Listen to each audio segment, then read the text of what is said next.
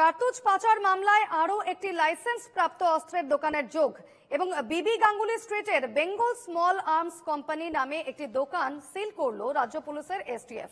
Police সূত্রে খবর, অবৈধভাবে কার্তুজ বিক্রির সঙ্গে যুক্ত ছিলেন এই দোকানের ডিলারও।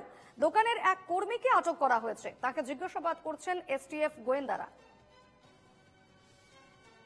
কার্তুজ কাণ্ডে আরো একটি নতুন দোকানের হদিশ পাওয়া গিয়েছে।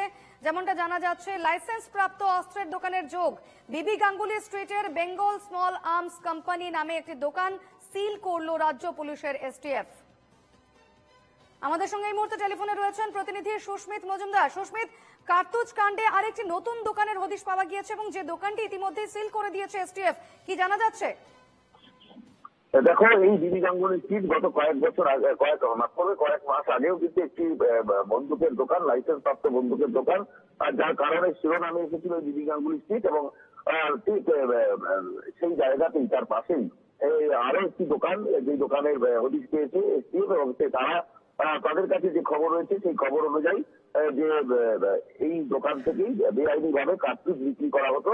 এবং সেই কারণেই তারা কিন্তু সেই হিসাব মিলাতে আসে, এবং হিসাব মিলাতে আসলে পরবর্তীকালে যখন হিসাবে গরমিল দেখা যায়, সেই গরমিলের পর তারা কিন্তু সেই দোকান তৎক্ষণাৎ সেখানেই সিল করে দেয় এবং সেই দোকানের একজন কর্মীকে আটক করে, তাকে জিজ্ঞাসাবাদ করা হয় এবং পরবর্তীকালে তাকে গ্রেপ্তার করা হয়েছে। আজকে তাকে আলিপুর আদালতে পেশ করা হবে এবং আলিপুর আদালতে পেশ করার পর তাকে জিজ্ঞাসাবাদ করা হবে যে এই গরমিলের কারণটা কি। অর্থাৎ তারা একদম অলিডেন্স কোম্পানি থেকে সিল করা যে কার্তুজ, সেই কার্তুজ এই দোকানে আসতো এবং এই দোকান থেকে বিক্রি হয়ে যেত লাইসেন্স প্রাপ্ত বন্দুক হোল্ডারদের কাছে। লাইসেন্স প্রাপ্ত হোল্ডারদের কাছে যে বিক্রি এবং কারখানা থেকে আসা যে গুলি, তার খতিয়ান, সেই খতিয়ান দেখতে গিয়ে দেখা যায় বিস্তর গরমিল রয়েছে।